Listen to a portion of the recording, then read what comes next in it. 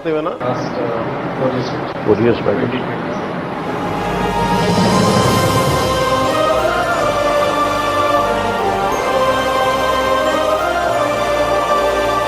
Private school ఇది ZP స్కూలా? మన ప్రైవేట్ స్కూల్స్ కంటే బాగున్నాం. ప్రైవేట్ స్కూల్ ఇది జెడ్పీ స్కూలా? ప్రైవేట్ స్కూల్స్ కంటే బాగున్నాం.